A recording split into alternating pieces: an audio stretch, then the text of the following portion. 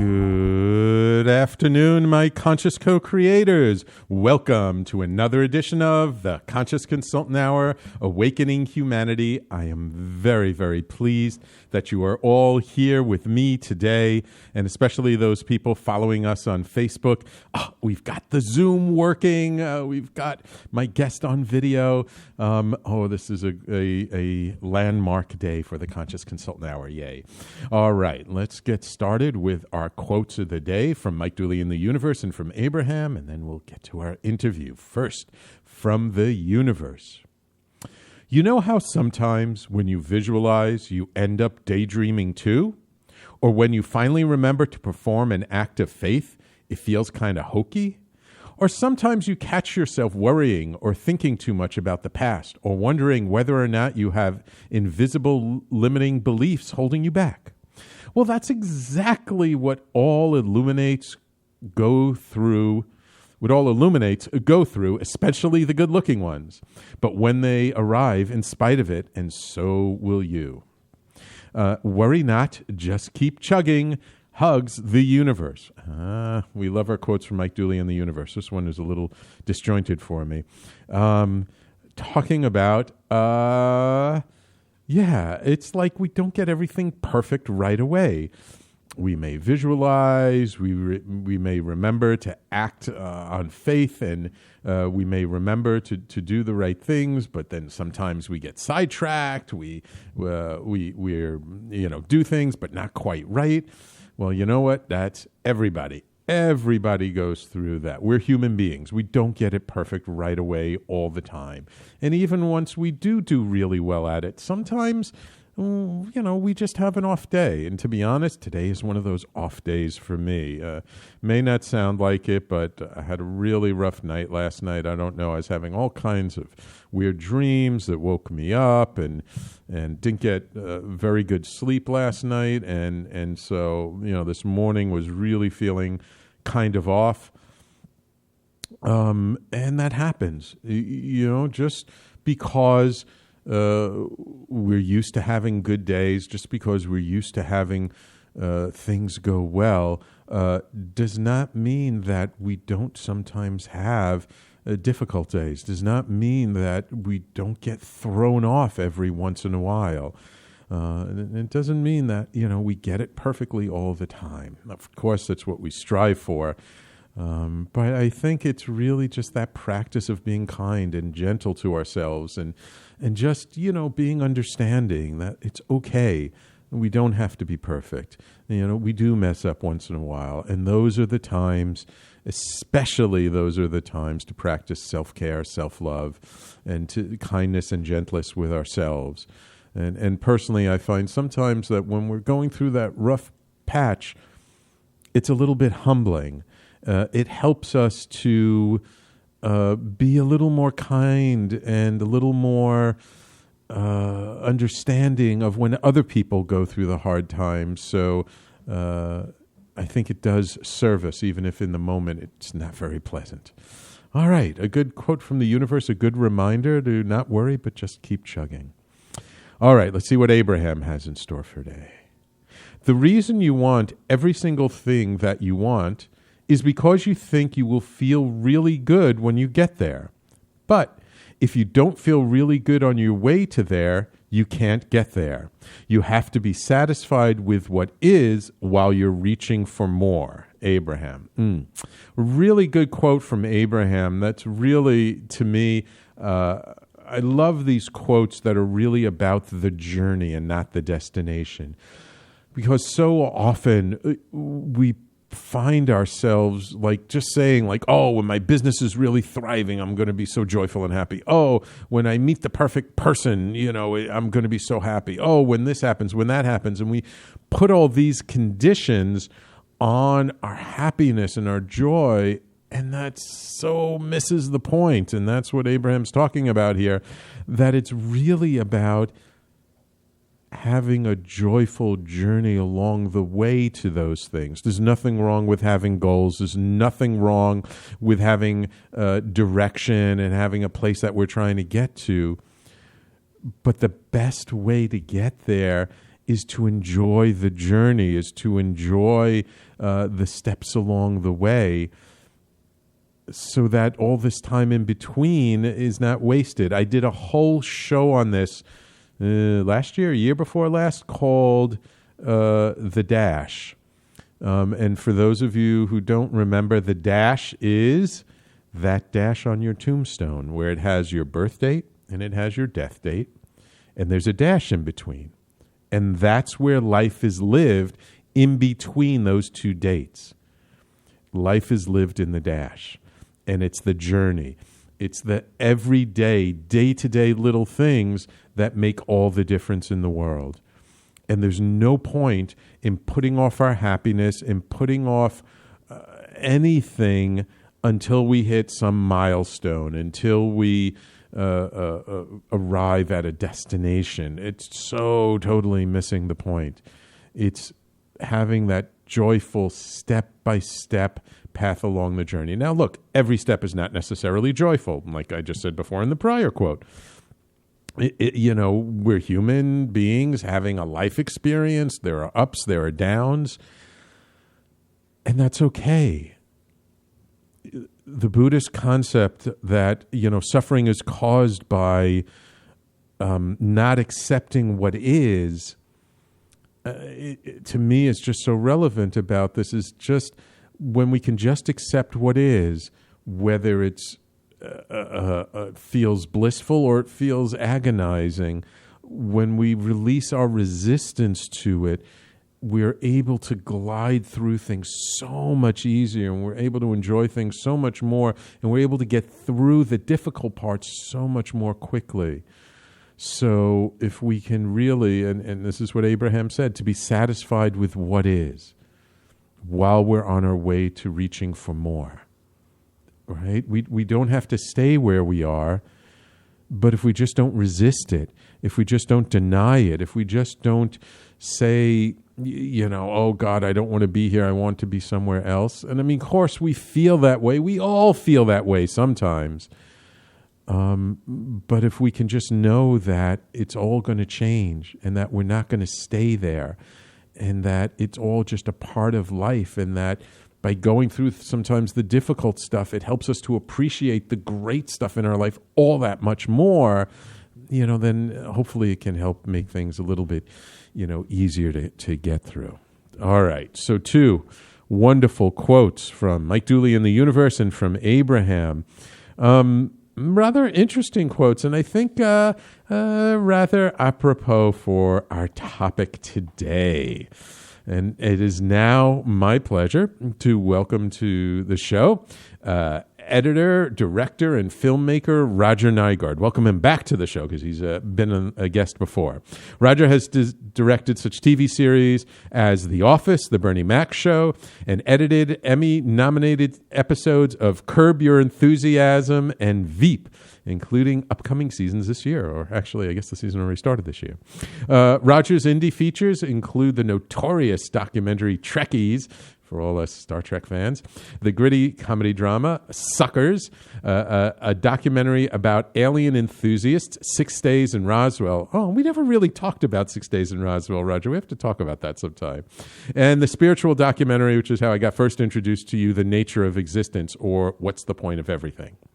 The Nature of Existence was an official selection of 20 film festivals, won multiple Best Documentary Awards, and was released theatrically in 15 U.S. cities. Afterwards, Roger looked for a new topic, something even more inexplicable than existence itself, and only one topic could fit that challenge: the truth about marriage, which was screened at film festivals last year and was released this year. And it is my pleasure to welcome Roger to the show to talk all about marriage. Welcome to the Conscious Consultant Hour, Roger. It's good to be back. Yeah, I think this is like my 4th time. I think we're getting to know each other pretty well. Yes, absolutely, absolutely, and it's really been a pleasure. And I love following your work and your stuff online. And you, I tell you what I really love about you is that you can really look at sometimes some very serious topics, but you always have a sense of humor about it, and that to me, it just makes everything more enjoyable. you have to laugh or you go crazy, Right. And life is a little bit absurd, and I really like to appreciate that. And all my documentaries, for me, are about looking for the humor in humanity, no matter what the topic. And particularly, as you can imagine, marriage is quite a fertile topic. Oh, for yes. some humor. Yes, and so let's just before our first break, let's just give the audience some background. In the movie, you start off with some alarming statistics about marriage, right? What's the state of marriage today? Everybody kind of has a sense that these statistics are not good. About half of marriages end. Mm-hmm. And it actually gets worse. 60% of second marriages end, and 70% of third marriages end. Wow. So it actually gets worse the more you try, huh? Yes. And we can make some guesses as to why that's happening.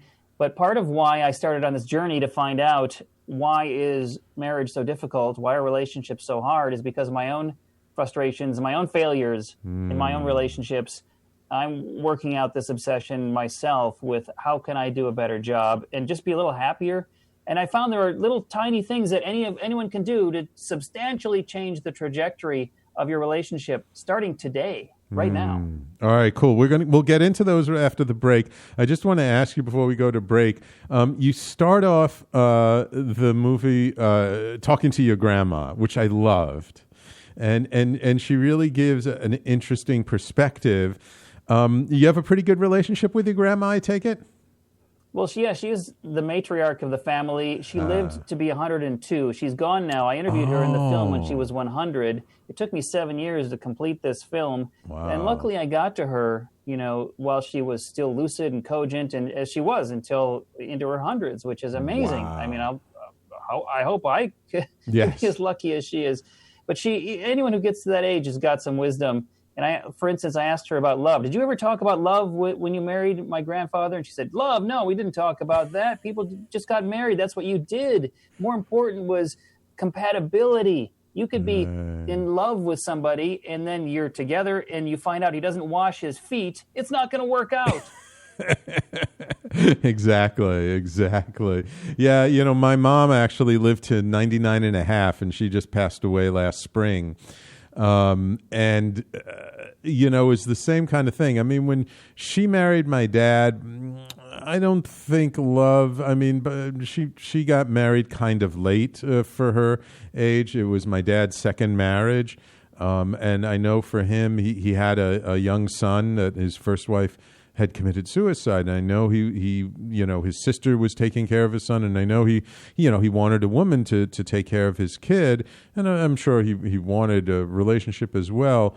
And I know from talking to my mom, and my dad died a long time ago, that it was more at that time she was feeling this pressure. She was quote unquote an old maid. She was over 30 and not married, which at that time was like, oh my God, you're going to be an old maid. So there were sort of these practical considerations that today, people don't necessarily think about as much. Today, we're much more focused on happiness, fulfillment, love, and we tend to forget that that's a relatively recent development, isn't it? Yeah, within the last 160 years, they can kind of pinpoint when this idea of marriage for love started. It's a very recent development in human history. Yeah. Okay, great. All right, so Roger, we're going to take a quick break, and when we come back, let's talk all about what you discovered along your path about relationships and marriage, and we'll have some fun along the way, all right? Great. Sounds good. Awesome. Wonderful. So everybody, please stay tuned. You're listening to the Conscious Consultant Hour, Awakening Humanity. And we're talking to filmmaker Roger Nygard this show, and we will be right back after these messages.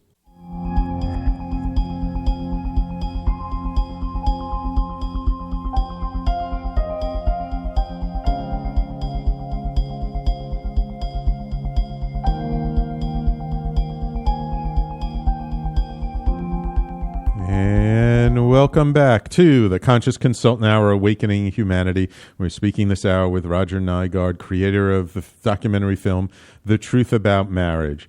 So, Roger, you mentioned how it took you over 7 years to film, and actually it took you much longer to create it, because I noticed there were some clips in the movie of weddings and things that dated back to like 2005, 2006.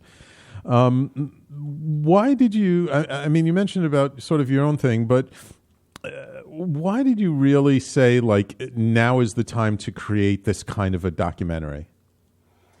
That's a great question. I knew it was the right time for me, and that's all my only real gauge, because I'm making a film that serves my needs and makes me happier and challenges me and puts me on an interesting journey.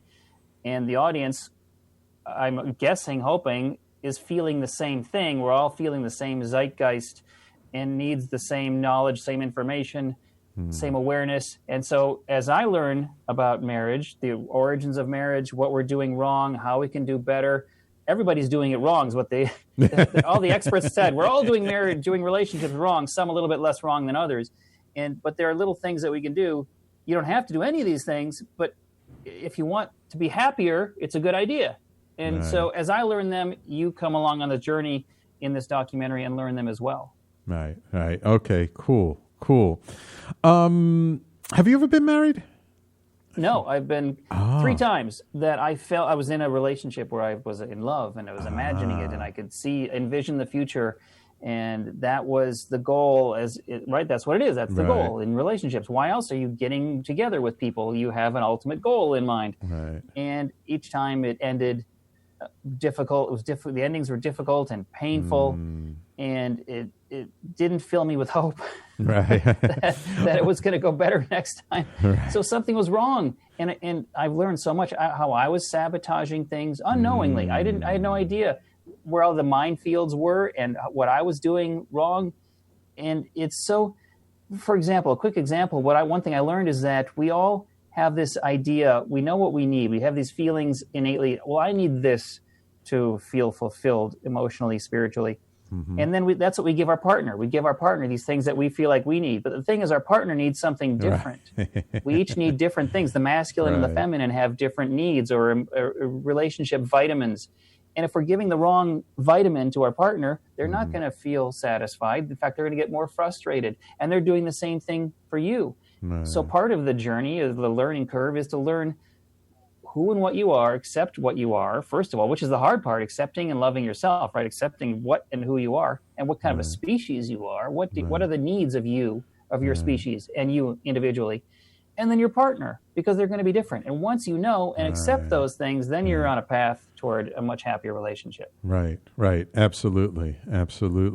Now, in the beginning of the film, you talk to a lot of these experts about sort of how marriage evolved, and that the way marriage is today is nowhere near what marriage was like in the beginning. And indeed, just even the institution of marriage itself, if you look at it over the span of human history, it's a relatively recent development, isn't it?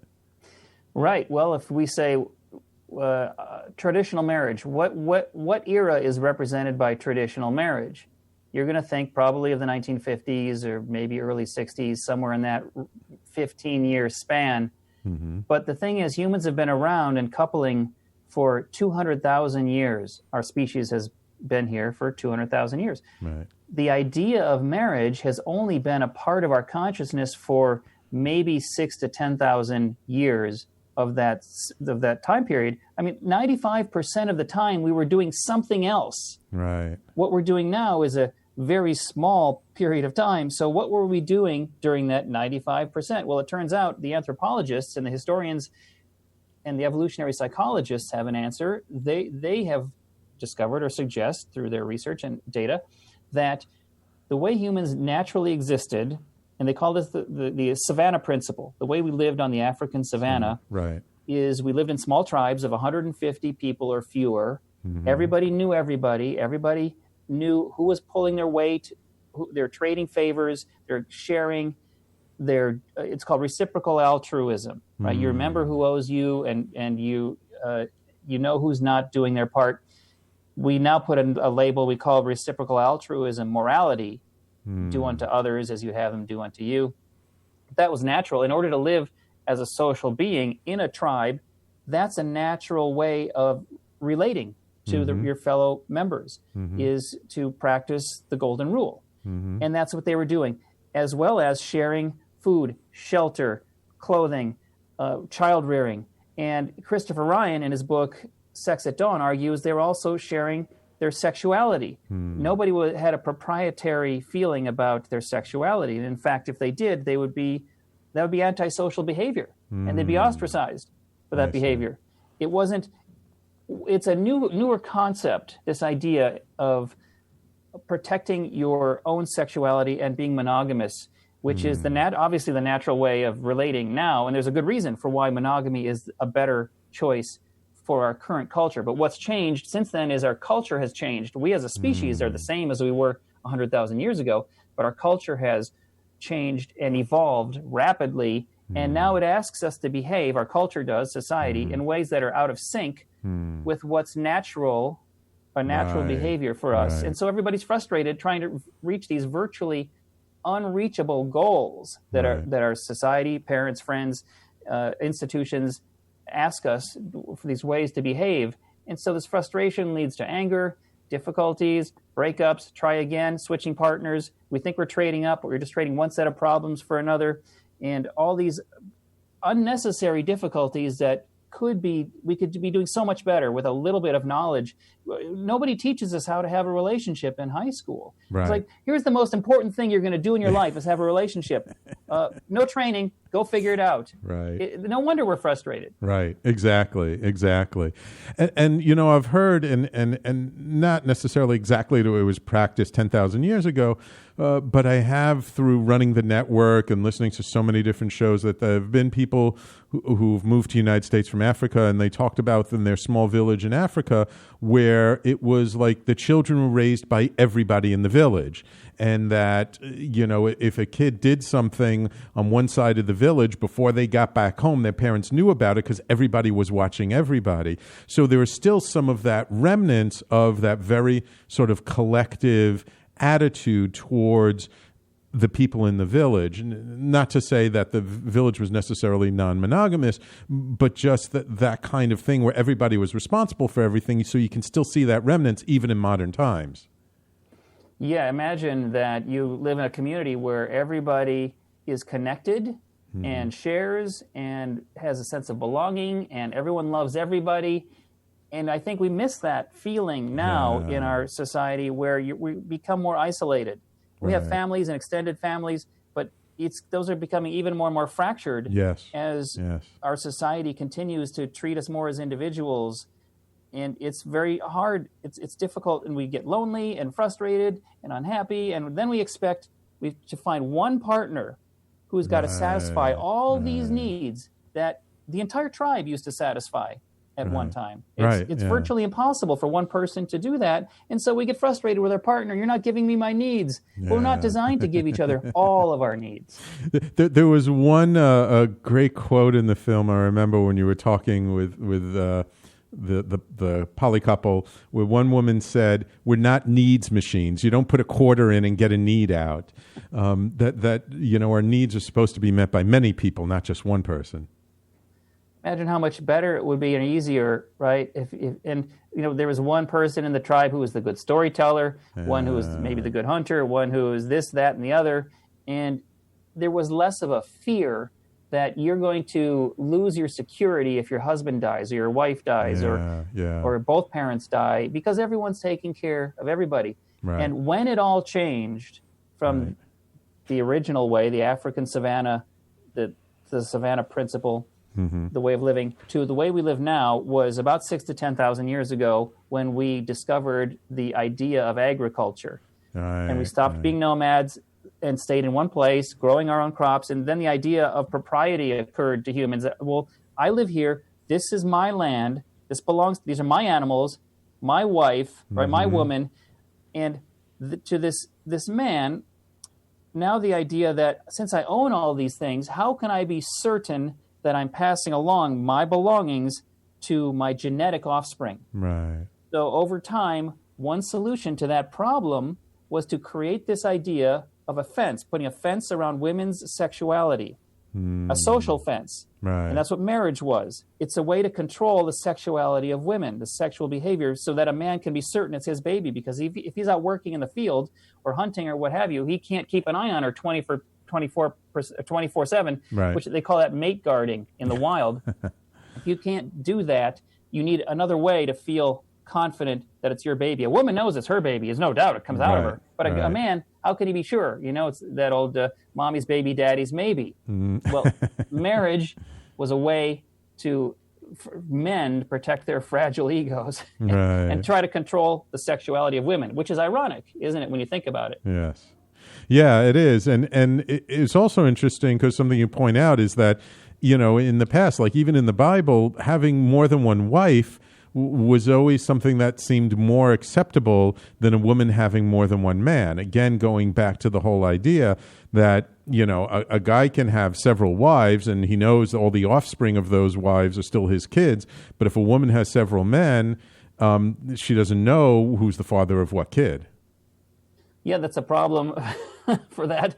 There were societies where there were women with multiple husbands, and that would typically happen much more rarely when resources were scarce, and so you had to limit the number of babies. And that only would work generally when the men were all brothers. However, the natural outcome of this idea of propriety was polygamy, and that's why in the Bible it's sanctioned, it's fine, it's normal for men. The sin of adultery is only punishable for women, not for men. It's a sin for women. If you look in the Bible, the Torah, most of religious texts, it's about men protecting their genetic line. That's what that was all about. Right.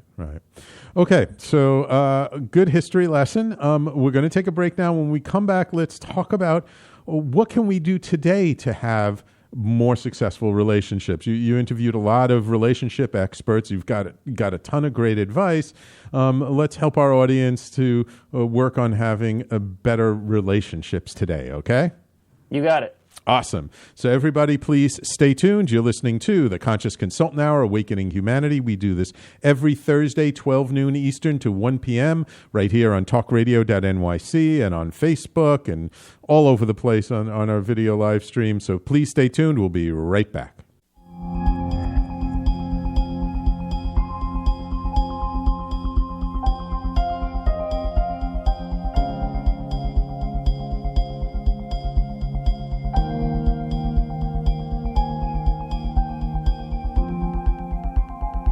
And welcome back to the Conscious Consultant Hour, Awakening Humanity. We're speaking with filmmaker Roger Nygard about his recent documentary film that's out called The Truth About Marriage. And thank you, William, on the Facebook Live, seeing all your comments.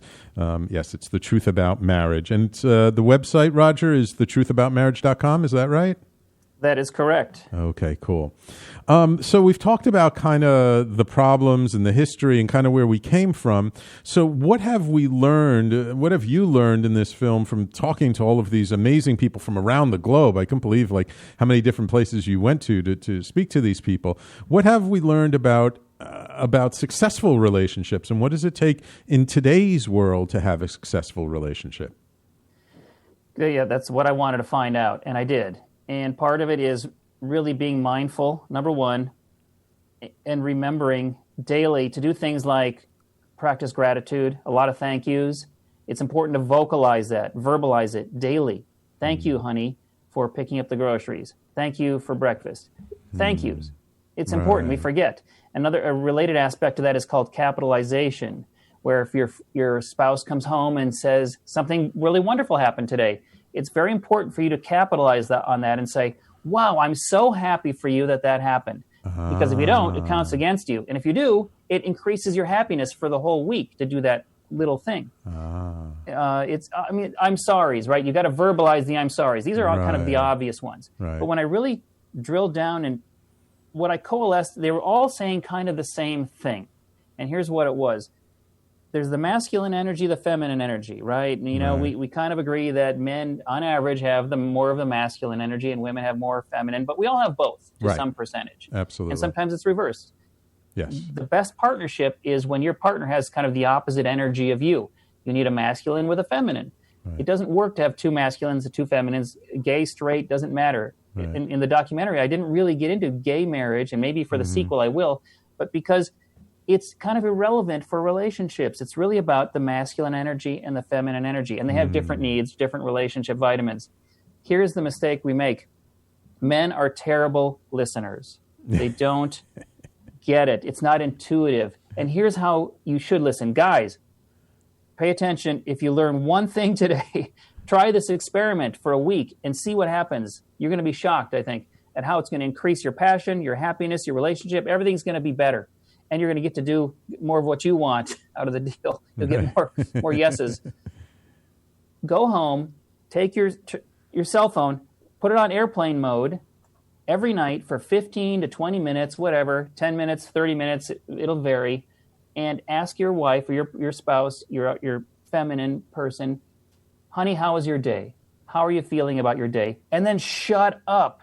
That's the hard part. Men, they naturally want to solve problems. They want to litigate. They want to jump in. That's not how it's done. Active listening is being present, demonstrating you're present, making eye contact. TV is off. Cell phone is off. Honey, tell me about your feelings about the day.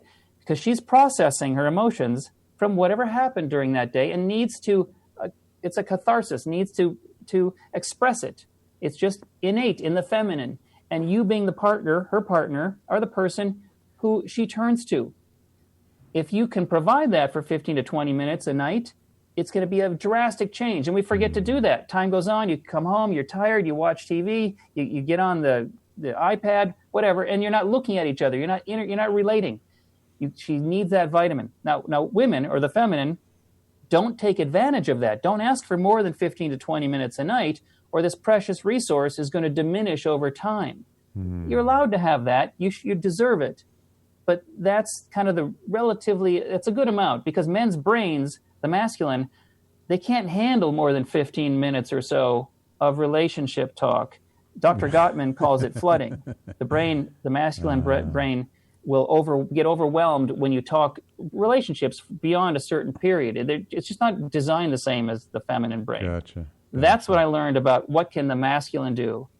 If you do one thing, that's the one thing you can do to improve your relationships. Right. And that's something that, I think most men it's not part of our nature. They say, like, even the symbol from the masculine, right? There's a symbol for masculine and feminine.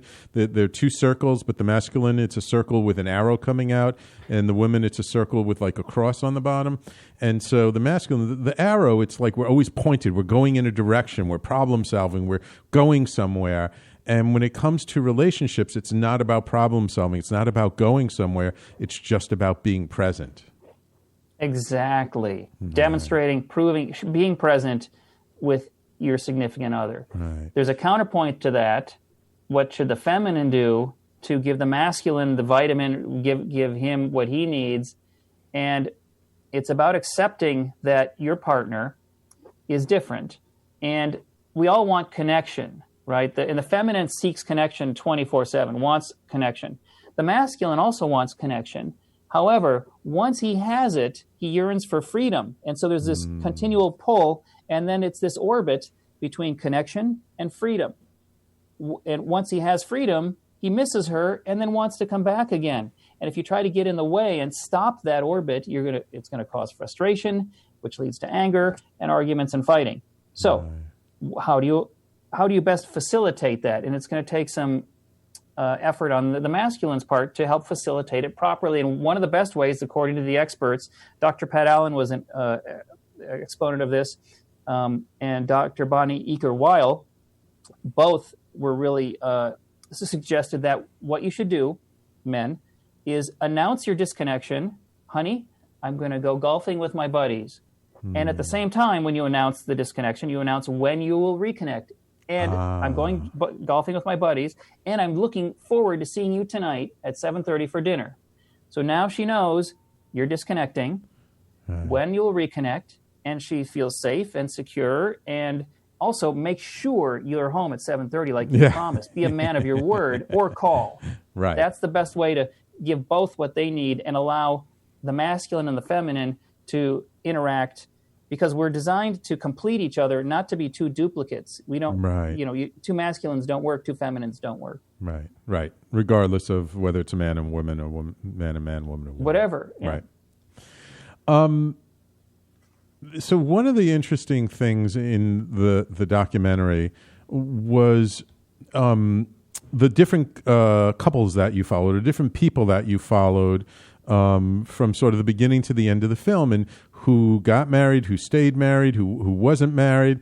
And one of the things I found so fascinating was that the one guy who was like the die-hard, most ardent bachelor in the beginning of the film, by the end of the film was married, and he was someone, if you saw his character, his personality, you'd never think that he got married, but he ended up getting married. Was he really happy being married from what you saw?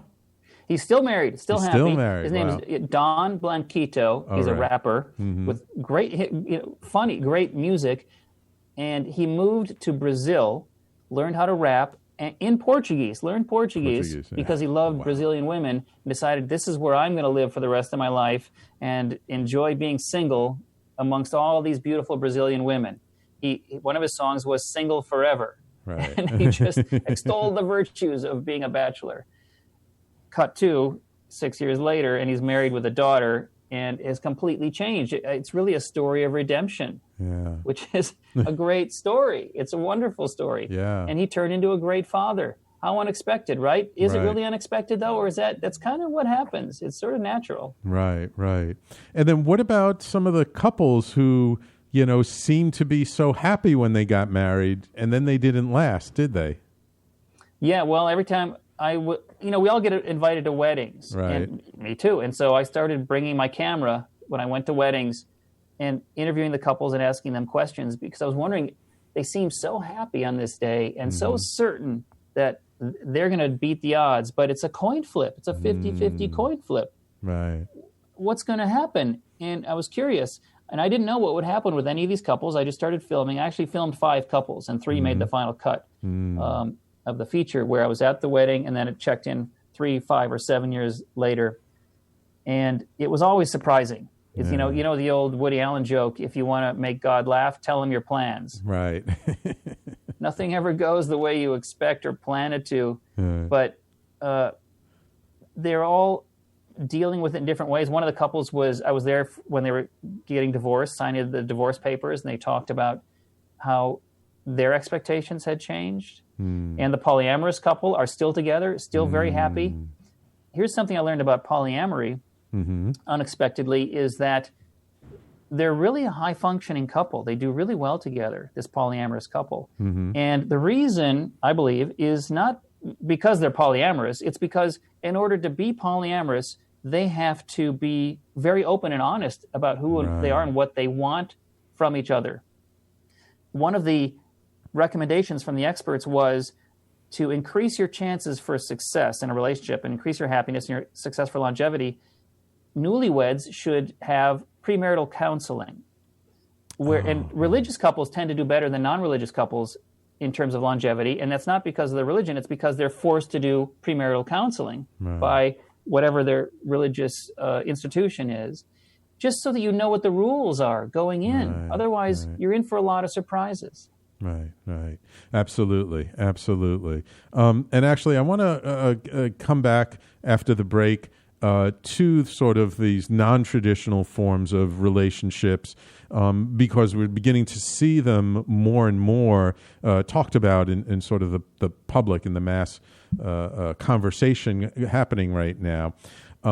So just quickly before we go, just one thing I want to know is, there was one wedding that you filmed that was like in a sewer. And I was just like, what were they thinking? Like, how did they even find that spot to do a wedding there? It's funny. Yeah, he just wanted to find a beautiful spot on the beach in Malibu, and they picked out this spot and set up everything and put down the white carpet for the walk with flower petals. But they realized the reason this space was clear, there was nobody in the way, is because it was at the outlet of a culvert. It was dry season, so there was no water coming out, but It was the sewer, technically. I just thought that was so funny. And they were the ones who ended up getting divorced. And I just thought, having a marriage ceremony in a sewer, that's kind of pretty ominous. All right. We're going to take, believe it or not, I can't believe our last break of the show. Oh, my God, Roger, I could talk to you for hours. All right. So we're going to take a quick break, and then when we come back, I just want to talk about a few more things about sort of non-traditional types of relationships. And then I really want to end with sort of is this idea of a successful relationship, is it a spiritual thing or is it a biological thing that really makes it successful, okay?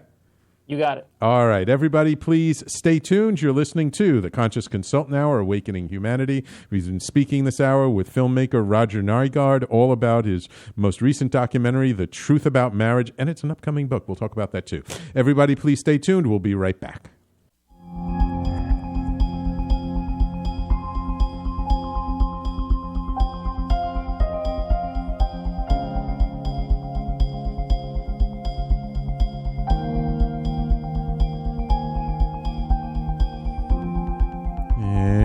Welcome back to the Conscious Consultant Hour, Awakening Humanity. We've been speaking this hour with Roger Nygard all about his new documentary, The Truth About Marriage, which you've turned into a book as well.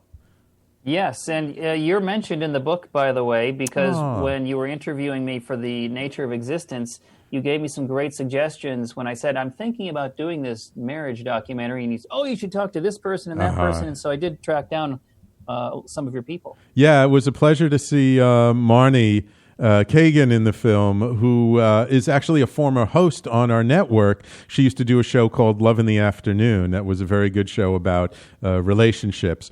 And the funny thing is, she came on the show. I met her through another host, Larry Bloom, who is a divorce lawyer who was doing a show all about divorce. So we had divorce and relationships. So it was a great juxtaposition.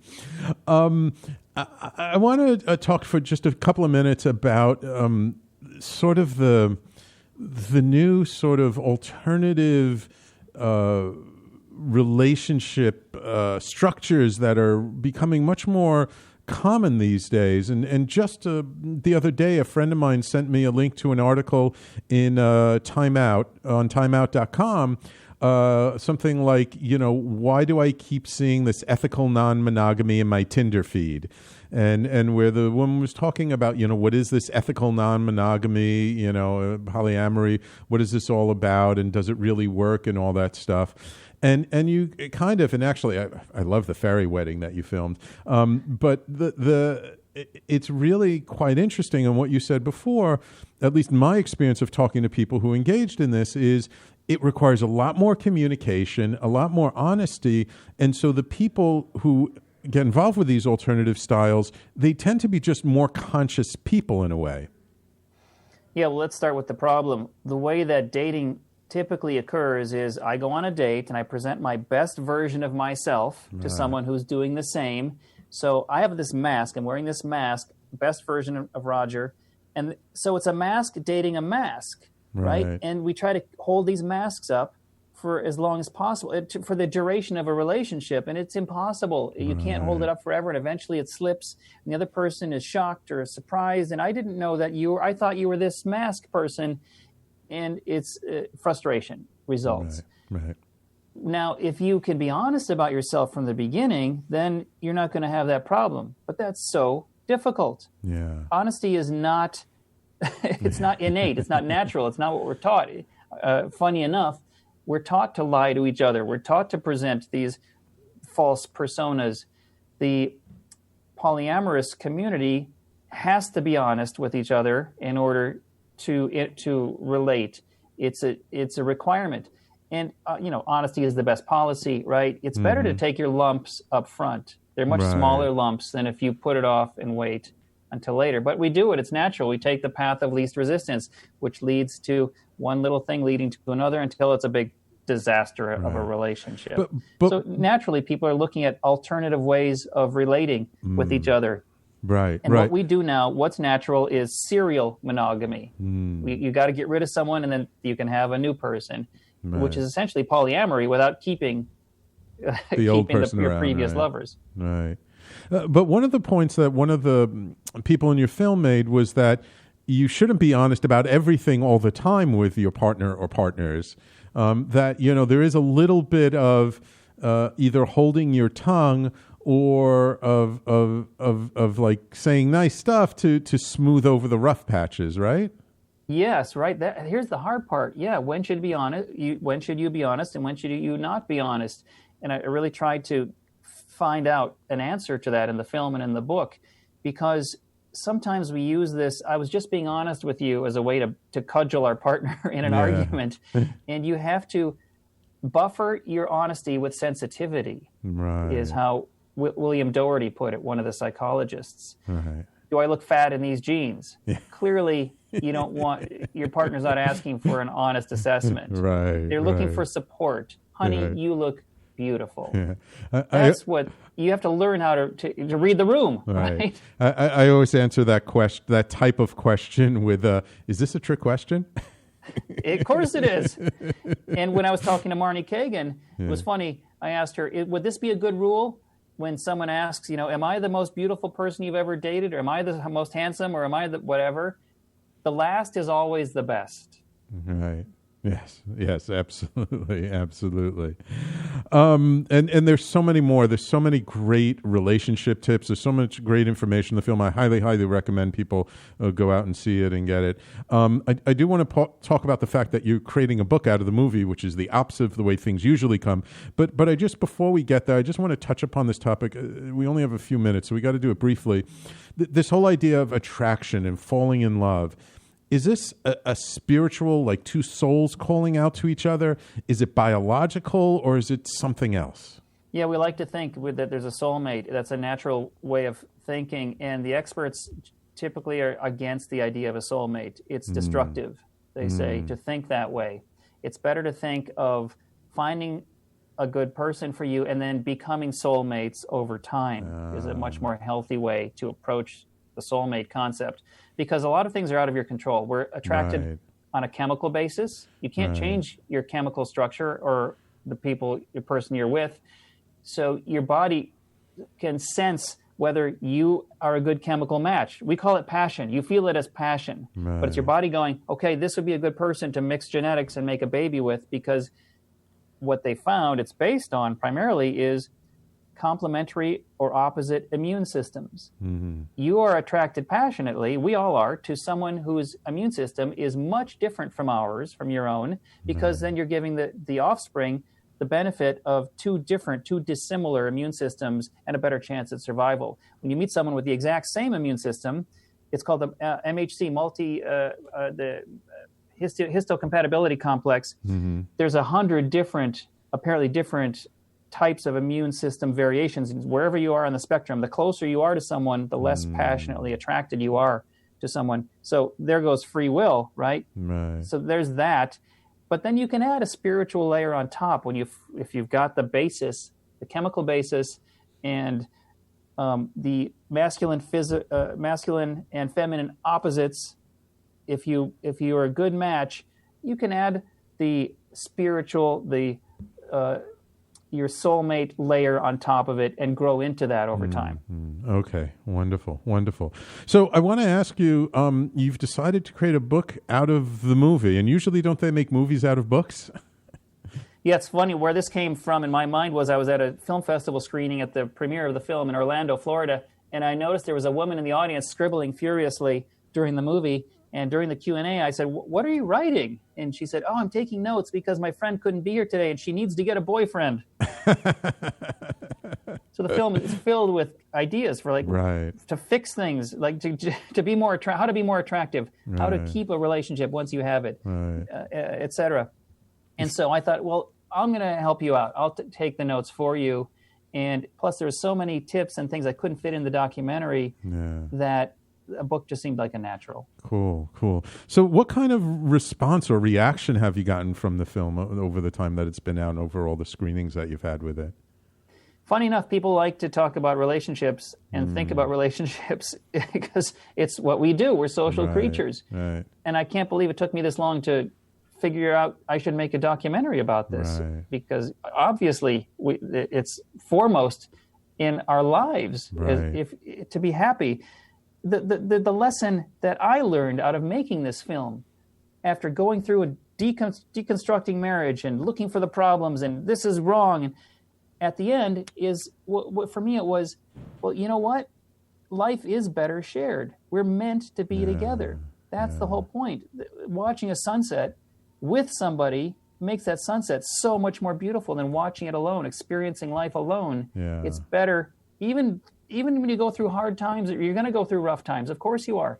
But then you've experienced life and you've learned what that lesson was, why that experience was what it was sent to teach you. It's better. Life is better shared. That was what I came away with. Cool. And I'm just curious, you're turning a book. I heard you mentioned briefly before, you coming up with a sequel to the documentary? Well, it just seems like a natural to gay marriage is such an interesting idea. And it's the same. Relationships are the same. It doesn't matter. But there's such a new and evolving social phenomena now with gay marriage that maybe the truth about gay marriage would make a natural follow-up. I see. That's one thing I'm considering. Yeah. And I just wonder if the truth about alternative relationships, because there are all kinds of different relationships, structures are happening now. I've heard about things I never heard of in the past, of like non-hierarchical relationships, and I don't know. There's like so many different things now. It's hard to keep track of everything. Maybe one day you'll do a workshop on relationships. Yeah. Well, there's a very good chance I'll be back here talking with you all about it in the not too distant future. All right, I would love it. And I literally could talk to you for hours about this stuff. Unfortunately, we're out of time. Roger, if people want to learn more about the film, learn more about you, where can they go? Where can they find more information? The links to find the video, whether it's Amazon or iTunes or the book, is at my website, thetruthaboutmarriage.com. You should be able to find all the information you need there. Awesome. Wonderful. And just promise me next time you make it to New York City, you'll let me know so we can get you here in studio, okay?